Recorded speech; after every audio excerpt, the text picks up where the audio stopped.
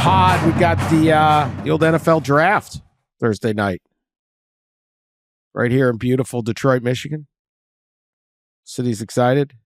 Nothing better than having 100,000 people gather in the streets of Detroit to watch two millionaires shake hands. Which street are we gathering on? Is it Woodward or what street are we on down there? All of them. They're in everywhere. Yeah, they're all of them. Okay. I don't know. Detroit decided that they're going to show off their downtown, which has been spruced up, and there's a lot of development and stuff, and they're making it so you can't ignore it. They didn't choose to put it like Kansas City last year had out at Union Station, right. Which is like maybe like 2 miles from downtown, or mile and a half something. And then that's where they do their parades. And if you've ever been to Kansas City, it's a beautiful train station. And there's a big, huge expanse of grass. Detroit is just throwing it down in like the street corner. Just perfect. Surface parking lot. Just let's go. Well, why not?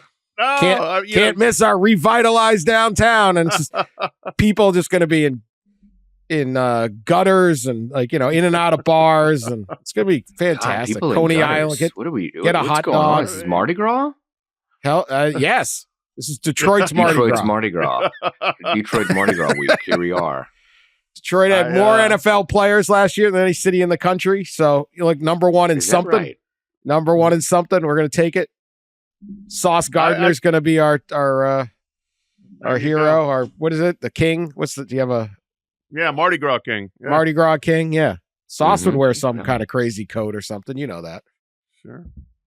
I walked every day when I was up there for the NCAA tournament to Little Caesars Arena from my hotel. It was about a mile, a little bit more.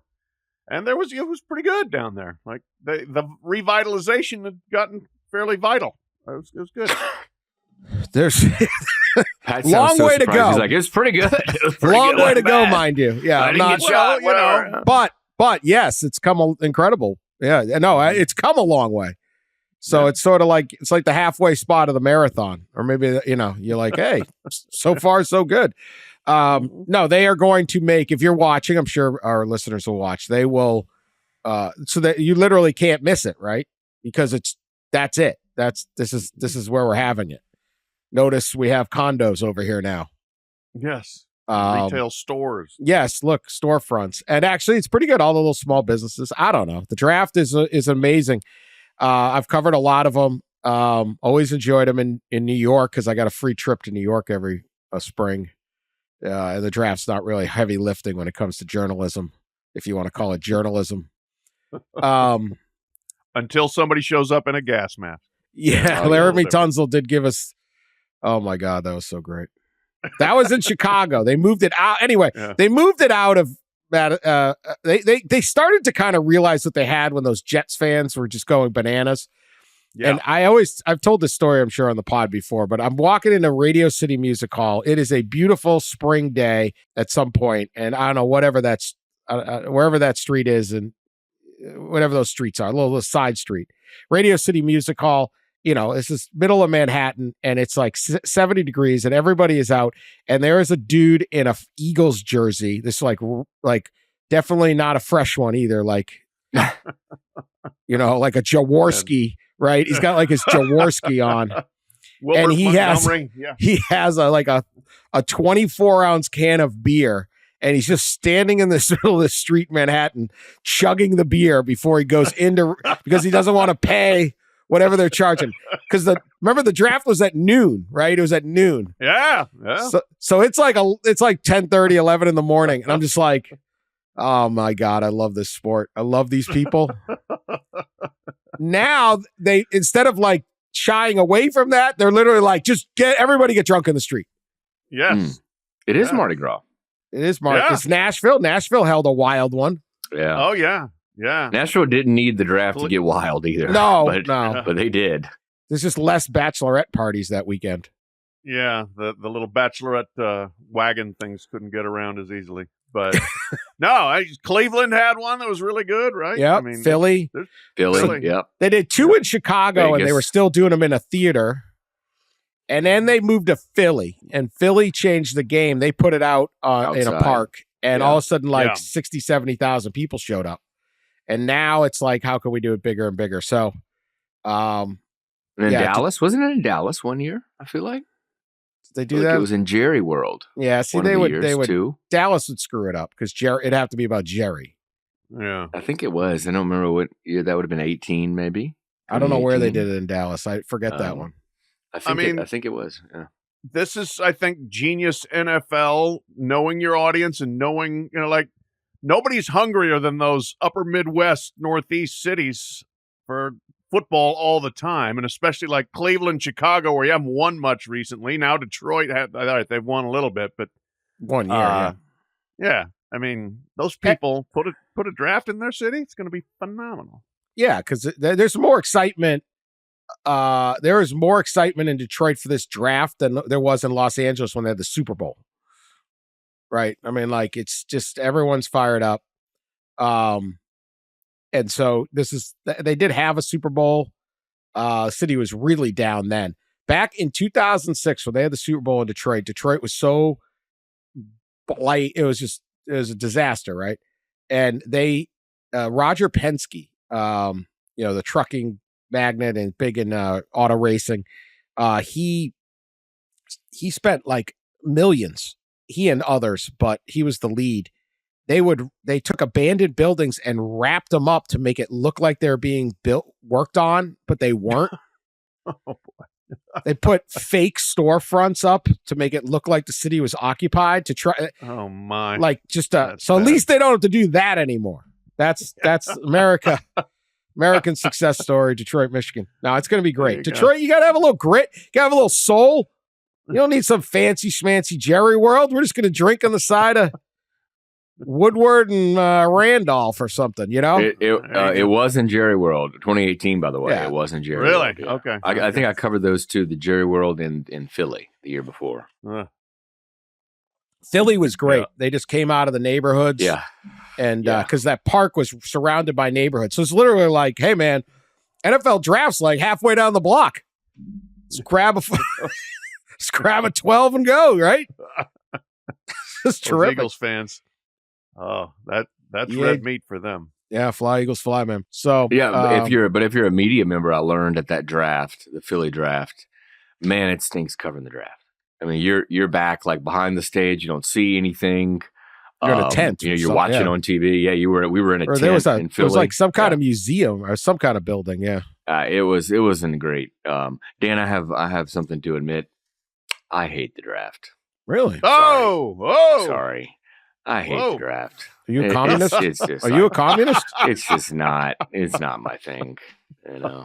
Just tell me where they go. It's like recruiting. Like, just tell me where they go, when they're going to play, when the game kicks off. I'm not. I would like to see the draft not be like 4 days long, personally. God, I know.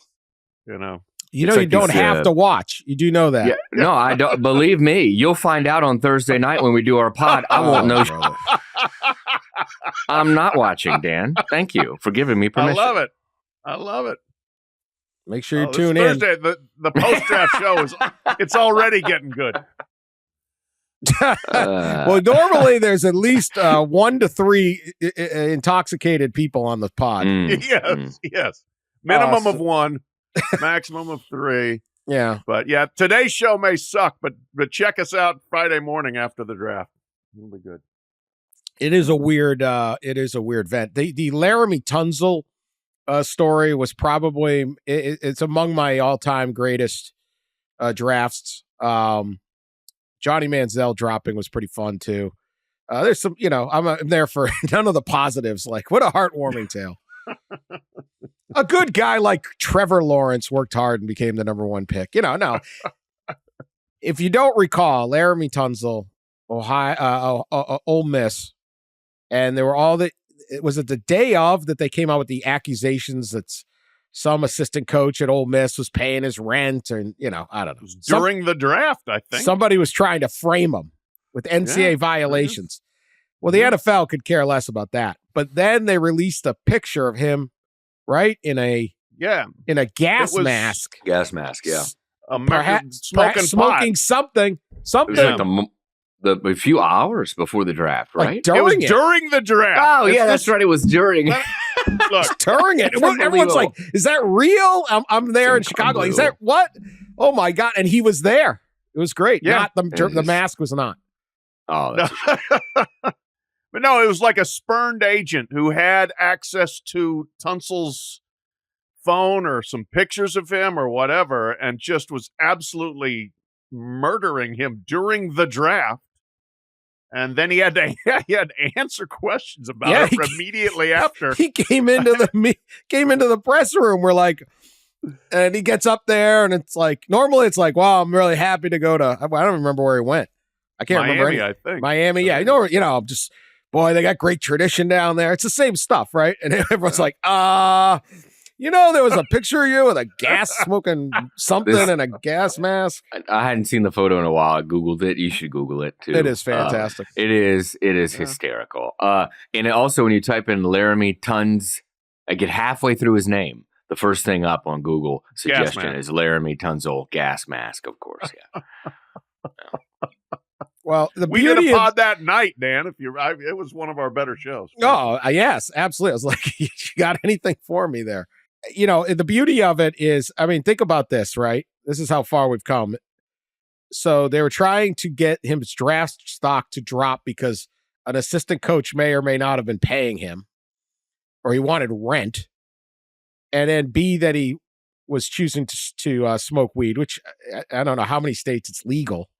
And then beautifully embarrassing as it was, and I felt bad for him that night because I was like, this is a bunch of nothing. I mean, like, really? This is it? He has gotten the last laugh. He just signed a new 3-year, $75 million extension. So whatever the framing agent was, I hope he's Laramie Tunzel laughs last, and good for him because he didn't deserve that. But man, what a scandal! It wasn't even a scandal. It was fun. And I saw David Ha, the Chicago Tribune columnist, and now he does radio in Chicago. Great writer. He was still writing then. And he's like, I have to write about the Bears. I'm so jealous. I can't write a column about Laramie Tunzel. I was like, ha. Anyway, good for Laramie and bad on all the people trying to frame him. Well, you can't get framed for taking money from people anymore in college. At least we got that out of the way. As the transfer portal may or may not be proving.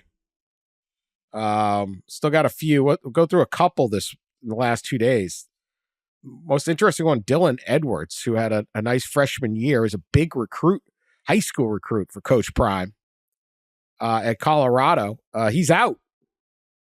Transferred out. Kind of a shocker. He seemed to be kind of in that. We have absolutely no idea, but there's so much media out there. It felt like he was kind of in that inner circle of like Coach Prime's dogs. But he had brought in pieces of Louis. Dallin Hayden. Yeah, he was a Louis. He was a Louis. They had brought in a Ohio State running back, and I don't know what happened, but Edwards is out. I'm interested to see if he goes back to Kansas or Kansas State or where he's headed. I don't know. 21st player to enter the portal from Colorado, by the way, this spring. In this spring alone? 21. Yeah. But yeah, he was one that, like,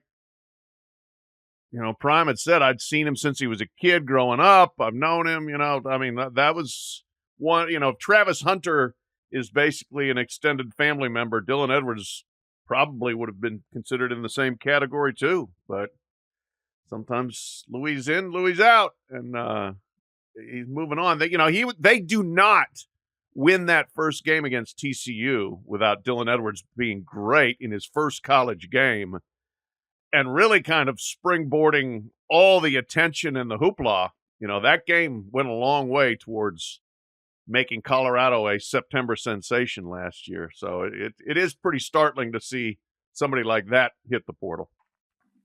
It is. He was incredible in that season opener. It was fun to watch him run and catch. I mean, he had 40 receptions last year as well. He's once heavily involved with K-State. I think maybe even committed. I don't know. He committed to Notre Dame too. Yeah, It's hard to keep I think up. I think he did commit to Notre Dame. Then he flipped to Colorado. That was a big story when that happened. Yeah, last year. These things are like 7th grade relationships at this point. It's like I know. so and so and so and so. Yeah, they went out for 2 days week. and they broke up. Yeah. Now he's dating her best friend, but they're going to break up by Thursday. Sat with her at lunch one day. Who knows what's going on? with a different person. The other somewhat interesting, Deacon Hill, quarterback at Iowa, is out. He's leaving. I kind of always felt a little bad for Deacon Hill. I won't say that because it's not really, I don't want to say anything negative about the players, but he was in a tough situation. Deacon Hill was transferring to like Fordham, and then Iowa jumped in, and then he goes to Iowa to be Cade McNamara's backup, presumably, and then Cade McNamara gets hurt, and Deacon Hill has to take over an offense. This is not a great quarterback, obviously, or didn't have this prolific expectations, and he had to take over an offense that had no wideouts. Well, it had nothing. It had and no then anything. Eric All got hurt, and they didn't even really have tight ends. Yeah, that's all they had is a tight end. Yeah, and at least all the heat went to Brian Ferentz and Kirk. But anyway, yeah, his numbers are not. There's more to be desired from Iowa's overall offensive numbers, but yeah, he completed less than 50% of his passes, had more interceptions than touchdowns. Looking for more production. Like the Titanic is headed toward the iceberg, and somebody grabs Deacon Hill and said, "Here, take the wheel, steer us to safety," and you hit the iceberg. Yeah, that was pretty much it. So he's out. The interesting part is at this point, Iowa has 2 quarterbacks. Cade McNamara and redshirt freshman Marco Lainez, I think it is.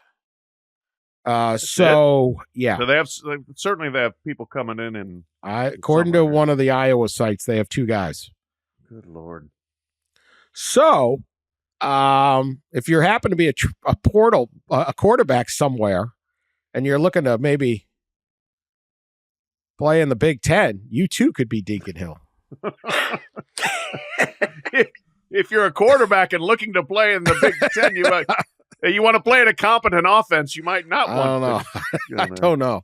I don't. That's what I. Although at least Brian Ferentz is no longer dialing up the plays. You know, the thing is, who really one of the most amazing developments of 2024, 2023 is, generally speaking, we talk about the state of Iowa. We would talk about Ames tap water, Iowa and Iowa State fans having a beer collective battle. The lake. Their love of Busch Light. Lake Okoboji. Punting. Yes, the wild lake they all party on. All this stuff. And, we love it. We love Iowa. Punches way above its weight in terms of entertainment. Loose meat sandwiches, that big pork thing they put on bread. It's just a great place. The butter, whatever, the butter cow. Caucus. You got a caucus, man. You caucusing tonight? Love Iowa. But, you have like fun with Iowa, right? They're fun-loving people. You have fun with the Iowas. And then Caitlin Clark came along, gave them unbelievable credibility. Yeah. If you knew nothing else about Iowa other than Caitlin Clark, you'd be like, oh, wow, Iowa. What an impressive place. They produced Caitlin Clark. It's like, no. It's 3 million nutcases in Caitlin Clark. They run around with the shirts that say punt on it. Punting is winning. Punting is winning. Yeah. Caitlin Clark has changed other people's perception. We still know the real you, Iowa. You're not fooling us. CC is gone. She's in Indiana now. We know. Now you're right back down to where you were. All right, look, breaking news here. I'd like to announce we're going to award the 2005 Heisman Trophy back to Reggie Bush. Reggie Bush is back in the Heisman house. He got a little evicted there for a minute. 2010, the Heisman Trust, I put that in quotes, made him forfeit his trophy for receiving improper benefits while at USC. And the NCAA had ruled him ineligible. I don't like the word improper. NCAA Impermissible. Yeah, NCAA permissible. Yeah. Someone letting your parents live in a house for free is not improper. It's damn. It's good cruiting, Dan. It's That's good what cruiting. I call it. It's a good cruiting. It's just good. Hey, here's a house. All right. That's not improper. That's fantastic. Now I'm going to Pete Thamel with this story. I don't mean to make fun of Pete. He's just using the verbiage. Pete with the scoop. Good job, Pete.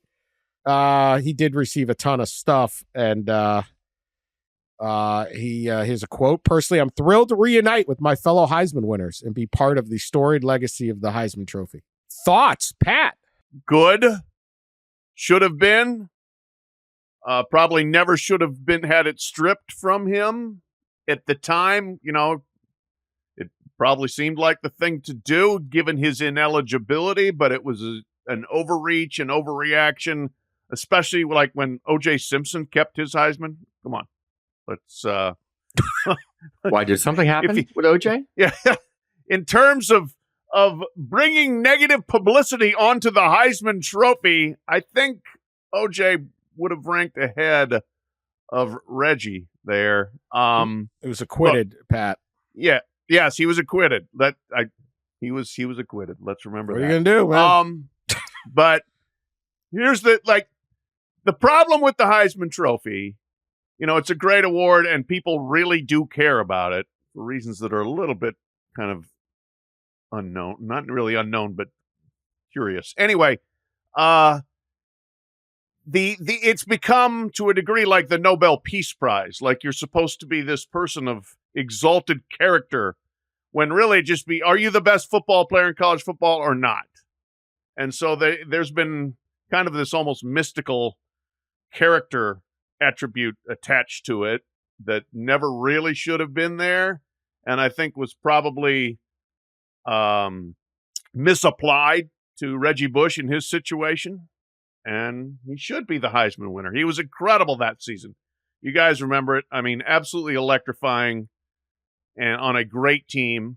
He was the most exciting player, certainly in college football that year, and even though Vince Young, you could argue, was every bit as good and would have been a deserving winner as well.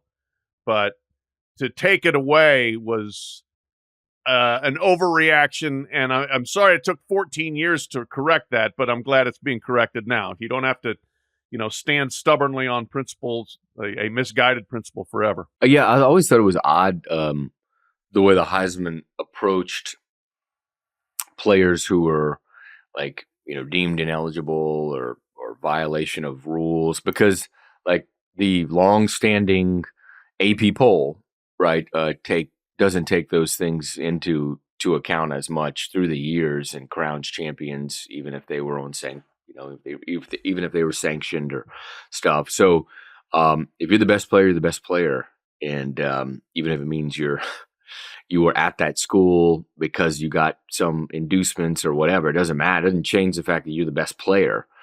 And so this always made sense that it was going to happen. And you felt I remember writing this stuff in July 2021 when NIL became a thing and started. I remember one of the things. Obviously, this was one of the things. The momentum started then to get Reggie Bush back his Heisman. And you felt the momentum grow, especially the last year, and now, boom, here we are. So I agree. I think if it was performance-enhancing drugs or something like that, right? Story. Maybe that's a different story, or there was some I don't what other nefarious conduct that could rig the Heisman, like changing your name from Joe Theismann to Joe Theismann. He didn't win. Yeah, he didn't. It was a good effort, though. Yeah, tried. I mean, if you don't, Joe Theismann, famous quarterback, obviously, especially in the NFL, was at Notre Dame, and he used to pronounce his name Joe Theismann, and as part of the Heisman campaign, they changed the saying of his name. I mean, this is a prominent individual. Oh yeah, that was Roger Baldessari, the longtime SID, great SID, that like the greatest SID. Yes, great moment in SID history. Convinced the quarterback to change his name to rhyme with Heisman. Wow. Yeah. The things people do for the Heisman campaigns, huh? Don't tell me about Oregon buying a billboard in Times Square and be like, this is ridiculous. Like they got nothing on old Joe. How about the Thiesmans? I don't know where Joe Thiesman was from, but like you're like his uncle, and you're like, hey, Freddie, I thought you said your nephew Joe Thiesman was in Notre Dame. It is. That's him. That's him. They say it's Theismann. Come on, man. You're lying. Greatest bit ever. Roger Baldessari has got, he's like the legendary SID. All the gimmicks. Why Notre Dame would win all the things. That, and they'd get the New York writers like drunk right before the ballot. I think he'd go to New York and get all the New York writers. It's back when New Jersey is where Joe Thiesman is from. Yeah, there's people in Jersey like, I swear I'm related to that guy. You're gonna does everyone have to change their name to Theismann then? No, seriously, that's my second cousin. That's my cousin, man. Little Joey. I agree. I'll play devil's advocate. Okay, I'm playing devil's advocate here. There were rules. Like, I don't know where this goes, right? Like, are we just gonna is Louisville gonna get their basketball thing back? Is the Fab Five gonna get their banners back? I don't know. This one's different though because it's individual. I agree with you. I know what you're about to say, but I feel like this one's different though because it's an individual. But there were rules. Yeah. Okay. Again, devil's advocate. There were rules, and presumably the others were following the rules. Now, I think we know they probably weren't. Yeah. But presumably they were following the rules, and the NCAA determined that Reggie and his family were not. So does that matter? Or do we just now look and go, it's like letting the guy, like they used to arrest people. When we talk about marijuana earlier, like they'd arrest people with like one thing, right? Now it's like, okay, let him out. He doesn't. Right. Stupid. I don't know. I tweeted this while we were talking about it. The first comment, now do U of L's 2013 championship. So yeah, there you go. There's going to be a lot of people who want some revision on things. And, the thing is, to Ross's point, this is an individual award, and I have no problem with him getting it back, frankly. Yeah, he was awesome. Speaking of OJ, I wonder if this played a role. This probably was en route for a while because everyone's been screaming about Reggie getting his Heisman back. And I think the thing about Reggie Bush, he's everything the Heisman is supposed to be in terms of on field and all that. And I wrote a lot about Reggie at the time, and I've met him since. First off, I would never have let the Heisman people come get my trophy. I couldn't believe he gave it to him. He sent it to him. You want your trophy? Like, what is this? Like, we get the sheriff's department? Down, I wonder how that. Can you ship us your trophy, please? Here's a postmarked box. Yeah. Did the Heisman Trust say they would pay for the shipping at least? Oh yeah, that thing would have. Oh, sorry, fell and broke. I mean, I would not allow anybody to take my Heisman back. I'd be like, no. You would have barricaded yourself in your house. I mean, are they gonna call the sheriff's department? Like, is LA sheriff? I don't know where Reggie lives. Let's say he lives in LA. Is the LA County sheriff's gonna like, all right, we got to get the Heisman back from Reggie? Like, those cops are gonna be like, dude, can I get an autograph? Pick. Sorry, he wasn't there. I searched the house, didn't see it. Anyway, Reggie Bush winning. Like, there's a lot of people that won the Heisman that did. You look back and you're like, what is that? Reggie Bush was the Heisman because he was so exciting, and he was so he was so much fun to watch. Those teams were so big time, and he's like, there was no doubt this guy. It's like, God, this guy's unbelievable. Immortalize him, like put him down with all the greats. And so I think that's kind of part of it. Is like, how the heck do you take this away from him if it's not performance enhancing? So how about the Heisman House Nissan commercials this year? Oh, they have a new plot line. They better. Yeah. They better. Reggie moving back in and all the guys like, I don't know what, you're behind on your rent. I'll write your campaign, Nissan. Yeah, Call there's me. a number of ways they could go with that. I'm sure they can be very creative with that. You're behind on your chores. I do the whole season on this. Yeah. TiVo. Anyway. I wonder how much say the Heisman has in the commercials. right? Because Yes, you could see them stepping in and be like, look, guys, don't make us look like complete asses. Well, probably Right. because yeah, they're and that's a licensing group the name. that I think tends to take itself rather seriously. You think so? They call themselves the Heisman Trophy Trust. Trust. I know. Yeah, that's right. Yeah. This is weird. We're discussing this, but we discussed OJ got name dropped earlier. So when OJ died a couple weeks ago, the Heisman Trophy put out a tweet, which I think they do for every Heisman winner that passes away. And the tweet had a picture of OJ, and it said, the Heisman Trophy Trust mourns the passing of the 1968 Heisman Trophy winner, O.J. Simpson. We extend our sympathy to his family. And that's it. They got dragged for that. I mean, okay, I think you do that for every single one. And I'm guessing the social media intern was like, oh, let's call this one up. Were they waiting for OJ to die to do this Bush thing? What's going on there? I don't know. But there were 3,000 comments. The reaction impacted the decision? Like, you know what? Yeah. That's pretty fascinating. Besides, I mean, the comments below are I mean, they're everywhere. Oh, they're incredible. Yeah. Yeah, but so OJ is cool, but Reggie Bush and Jameis Winston aren't. Wild times. Jameis Winston have to give his Heisman back? No. Oh, I don't. Did he win a Heisman? Yeah, he won. Yeah, he okay. won as a redshirt freshman, 2013. Reggie Bush couldn't be reached for comment. Give Reggie back. I mean, it's everyone's all over. But I don't know. Yeah, why is Jameis Winston getting dragged into this? Anyway. Really, look, like if we want to go back again, comportment and NCAA rules compliance. Oh, Johnny Manziel. Probably, who knows, 50 others. Come on. Paul Hornung was like gambling. It's like putting that where they do the morality tax on the Baseball Hall of Fame. Like, it's a museum. Yeah. It's a museum about the game. Why do they have to be like, who cares? This happened.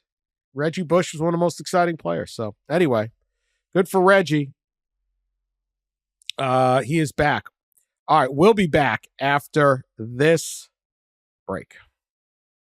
All right, so we'll analyze the draft picks, the quarterbacks, all the different stuff after the we are unmockable here, so we're not going to get wrapped up in a mock draft. We'll do all that after the draft.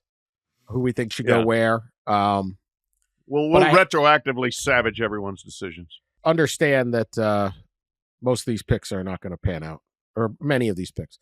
Couple of things. I was reading an Adam Schefter story. He had some great notes and trivia at the end of his report from so this is courtesy of Adam Schefter. Interesting bit. Marvin Harrison Jr., of course, will be top 10, perhaps top 5 pick. Great wideout. Marv, we love him. One of those guys, I'm just like, whoever he gets, this guy will be good. I don't care where you pick him. Like, chances of Marvin Harrison Jr. being a bust to me is like 1%.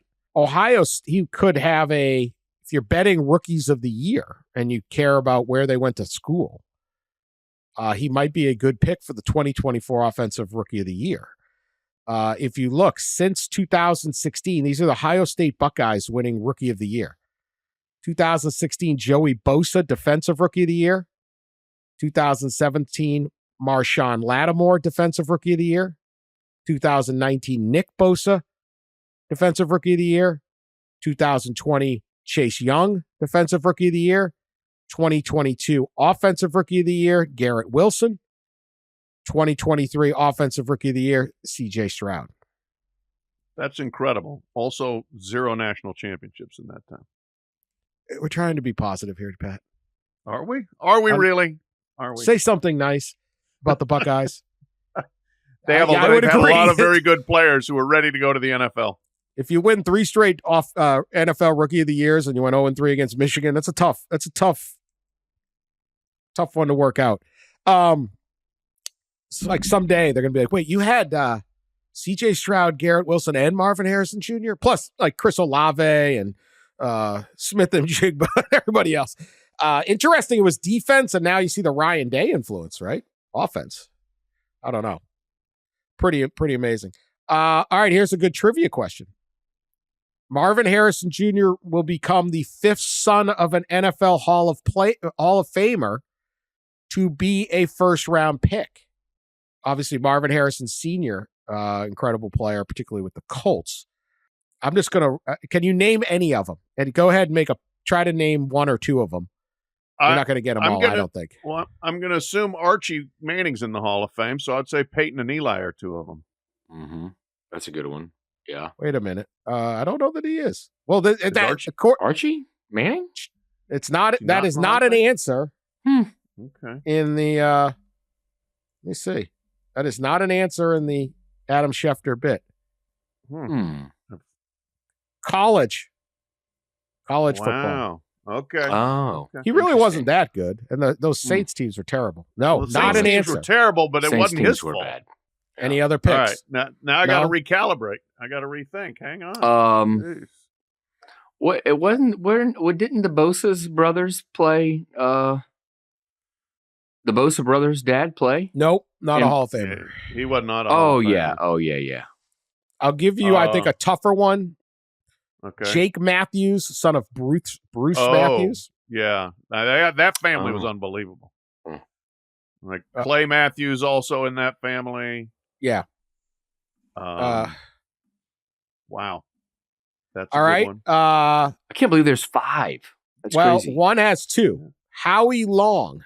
Chris Long. Long and Kyle Long. Kyle Long. Yeah. And then the last one, first round picks. Yeah, and then the last one is turned unfortunate, but Kellen Winslow and Kellen Winslow 2. Kellen Winslow 2 is, let's just say I covered his legal situation and proceedings in San Diego. Not safe for work. That one. No, that was. You can read my riveting columns, I'm sure, on Yahoo Sports, unless they've been deleted as we change servers and stuff. Oh, it was good at the time.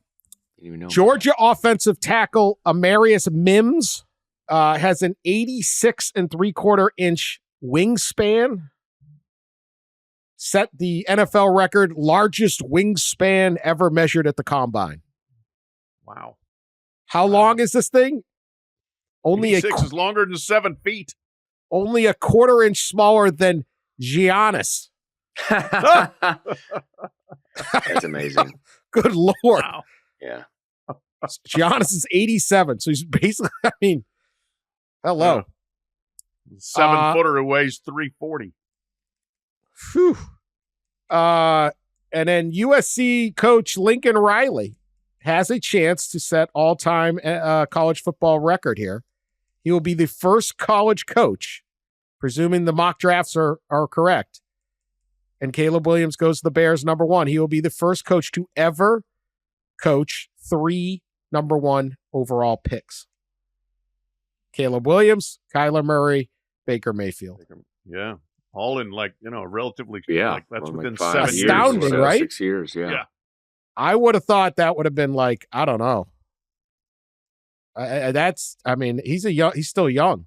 I don't know who I thought would have had that record, but that is impressive to do it that quickly. Steve Spurrier or something, Yeah. Like a John McKay. I don't know, one of these guys that were around. Right. Yeah. 3. So that has got to be pretty impressive on the recruiting trail. I think it's worked to his That's advantage. helpful. Yeah, besides all the Heismans, they all won Heisman too. Heisman House. Yeah. Anyway. All right. Also, we'll get into this story quickly. CBS Sports reporting that a group led by Derek Dooley, former college football coach, Tennessee's probably most famous at, is pitching a group of 5 playoff. This is Dennis Dodd. A group of 5 playoff that is backed by a, quote, private equity group. The concept would address, if not be motivated by disappointment felt by a group of 5 conferences, the MAC, Mountain West, Sun Belt, American Conference USA, over revenue distribution under the new college football playoff. They're saying they could make some money by having their own playoff. While Dooley's idea is in developmental stage, sources stress that the financial involvement will be more than just funding a playoff. In one iteration of the proposal, 8 division champs would play at the end of the regular season for the group of 5's guaranteed college football berth. Significant dollars would be at stake. So, and this You could either have your own playoff and get out of the main playoff, which seems ridiculous. Why would you do that? Or you could have all these guys team up and have basically a play-in tournament. Ross, thoughts? I'm here at CFP meetings, actually, there's spring meetings in Dallas, and it was kind of buzzing a little bit yesterday at meetings, but this has been building for, I would say, several months, if not years. You remember maybe 6 to 8 years ago, there was a movement from the group of fives to maybe play their own kind of tournament, their own playoff, and then it kind of failed. I think this is just like the Super League, Dan, as we discussed a few weeks back. It is a pretty incredible long shot. It's much like the Super League, right? They're blowing up television deals and conferences and reorganizing everything. I think that it's incredibly unlikely that to happen, that portion of it. However, and I wrote this in a CFP kind of behind the scenes story earlier this week about a G5 playoff and how some momentum is building for it. I think we talked a couple months ago. I had a story about the G5 and how the gap is growing, but with NIL is growing the gap between the G5 and the P4. And G5 folks are really, coaches, administrators are really starting to think seriously about their own playoffs. So I think a segment of this proposal is more doable, right? Which is maybe some kind of 4-team playoff. And I've written this that you could take 3 bowls, 2 bowl games could be the semis, and then one could serve as like your G5 championship game, and then that champion advances on right to the CFP spot, and you use those 3 bowl games as a separate package potentially for the G5 to get more money, because this goes back to right what I wrote about earlier this week in this behind the scenes story of the CFP about how the money distribution came to be and how little the G5 is getting compared to what they expected. Right, had a group of 5 president, Jack Hawkins at Troy, who's on the CFP board of managers, tell me for that story. We had planned to get 2 years ago when the proposal came up before the alliance didn't support it. We had planned to get $225 million per year, the group of 5. This new deal, $115 million. So they went from getting about $3 million per school a year from the CFP to getting about 1.8 million. And I think a group of 5 playoff, the hope is maybe something like that can infuse a little more revenue. But blowing everything up, Dan, destroying conferences and all this stuff, while it does make sense geographically, right, it's really hard to do, just like the Super League stuff. So I think maybe a small portion of this is more likely to happen.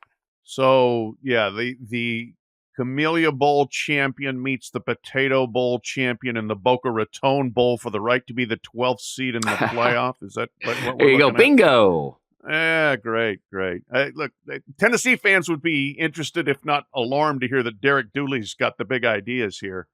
And once again, private equity rearing its head, perhaps not in the wisest of fashion. Look, when would all this happen?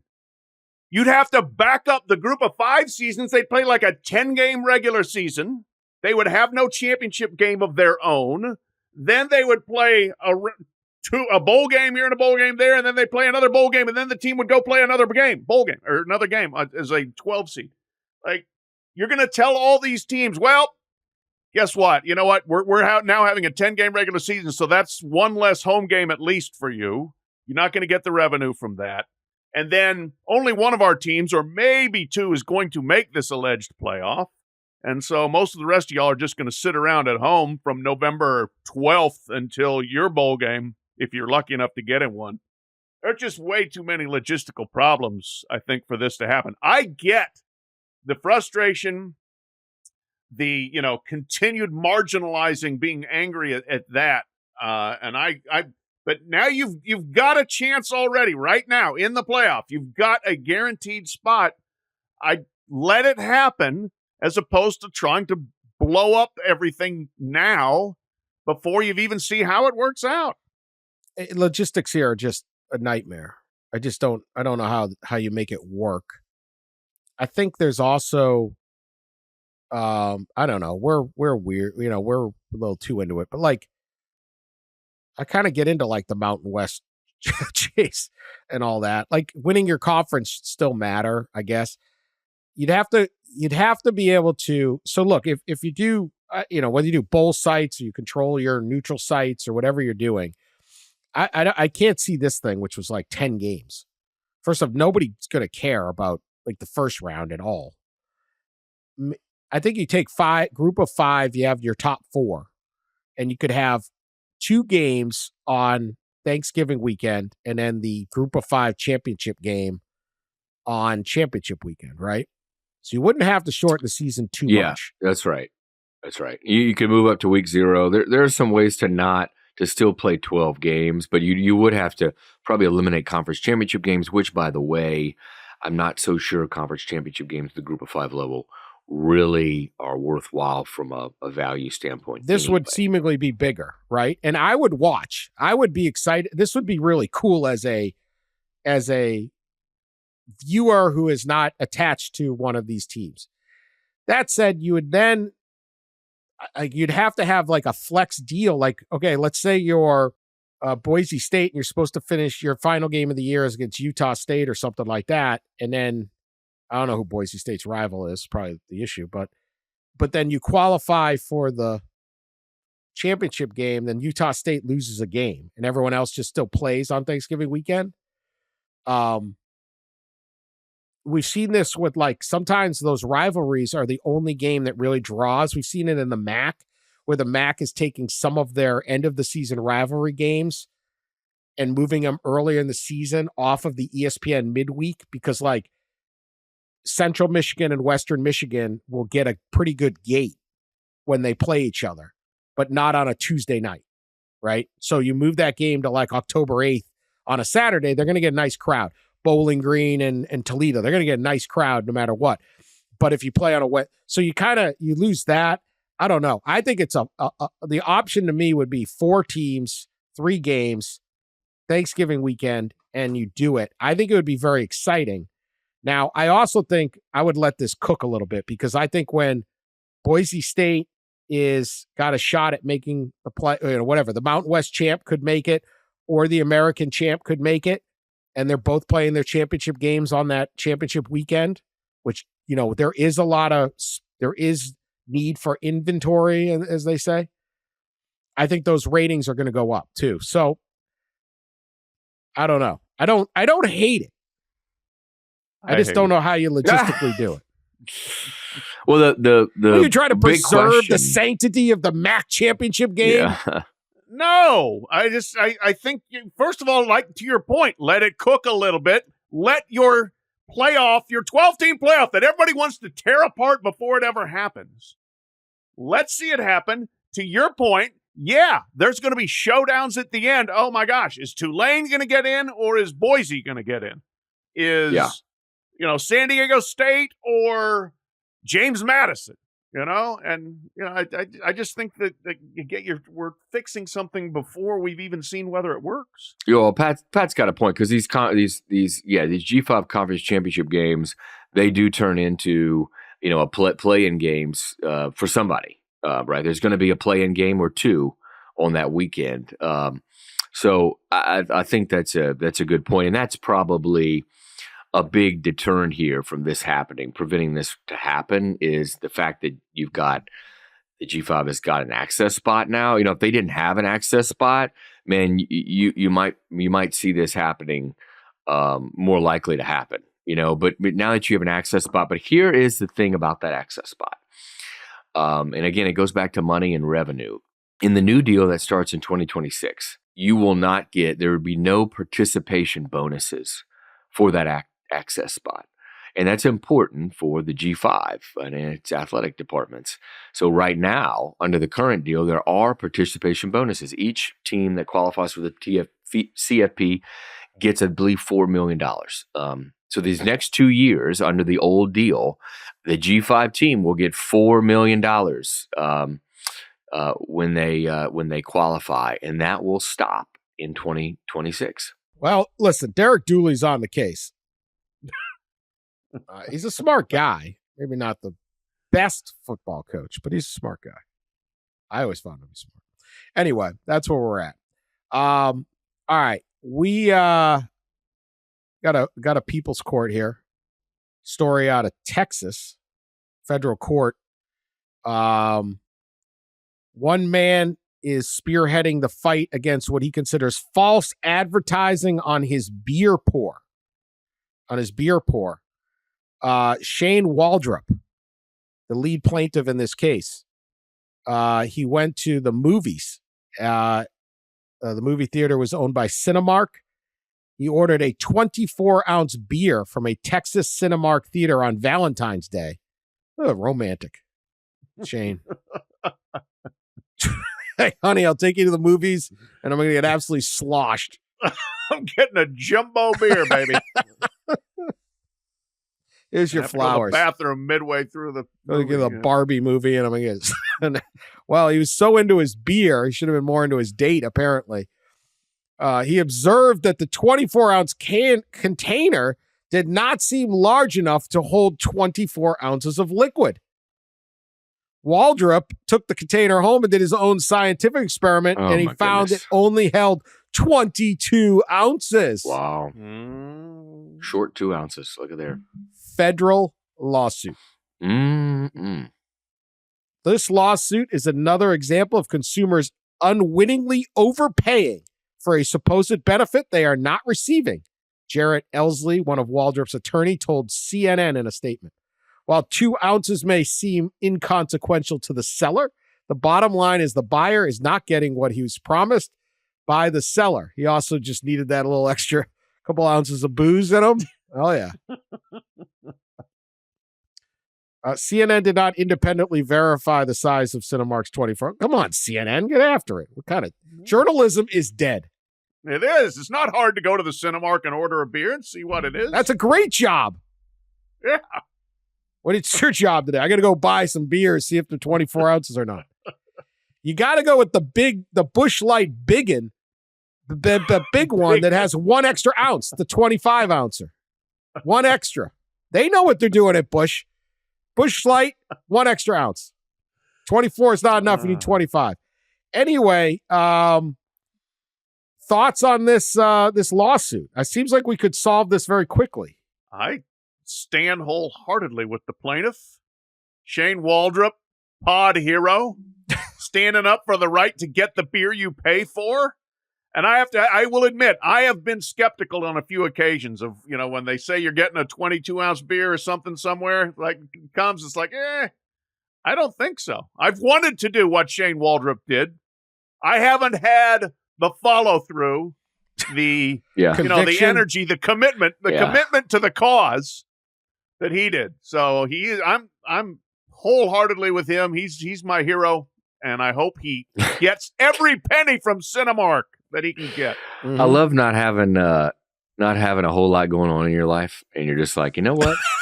I'm going to drink this beer, and then I'm going to bring it empty home and measure to see how many ounces that fits in there. Well, I mean, wow. But you know what? Good for him. And yes, I'm same as Pat. If we pay for 24 ounces of beer, we need to get 24 ounces of beer. Damn straight. So this is I'm down a rabbit hole here. This is the trend of shrinkflation, they're calling it. Yes. Yeah. Shrinkflation. Have you heard of this? Yes. Yeah. Liz, my wife was covering things. We started talking about this last year. She told me she informed me what shrinkflation is. It is happening across the country, Dan. It is. I have a congressional report from Senator Casey in Pennsylvania. Senator Casey is on the side of the people. Shocking. I don't know anything about Senator Casey. Literally didn't know he existed until right now. I was going to say, is he up for re-election? Yeah. Oh, all right. I don't mean to get political. I'm not telling you who to vote for. I don't know anything about You already brought politics into this, Dan. I don't even know if he's a dude. Now. Sorry. I don't even know if it's a guy. I got no idea. It says casey.senate.gov. Okay? So, nonpartisan endorsement. But do you know, I'm reading his report or her report. It's a he, right? It's a he. Senators. I'm reading the Senators report. The Cocoa Puffs, I think we're familiar with their work. 2021, the General Mills dropped the size of its family size offering for the Cocoa Puff from 19.3 ounces to 18.1 ounces. So if you just are like every day you go through the grocery and you see family size, you grab your Cocoa Puff, you're down 6%. There's 6% less Cocoa Puff in your box. But that price didn't go down 6%. Heck, Oh, no. it probably went up. No, No, we're getting killed at the grocery store. Oh, yeah. 6% less Cocoa Puffs. How the people supposed to deal with this? When was this report from Senator Bob Casey? When did he say all this? It's Bob. Okay. Sorry, Casey. Senator Yeah, Casey. right. Senator Bob Casey. Supposedly I should know you, but I don't. But I can name like 4 offensive coordinators in the MAC. So I really have prioritized my life. December 2023. The Dorito bag. Yeah. The Dorito bag. He's up for re-election, by the way. Yes. Okay. Well, Yes. vote as you will. It's not Dorito the one bag's infamous. Fetterman. I know him. He wears like shorts to the Senate. I love that. Anyway, I'm going to get murdered in the comments for even talking about these people, but whatever. This is a bipartisan issue. Everybody likes Dorito nacho cheese. 9.75 ounces in 2021. Now it's 9.25 ounces, your little bag. You think you're getting the same bag? You're not. Family size wheat thins, 16 ounces to 14 ounces. And then what I think is the biggest one, because this really took some work. I didn't just read the labels. Here's a New York Post story on this. Oreo fans claim company is skimping on the cream filling in the latest shrinkflation scam.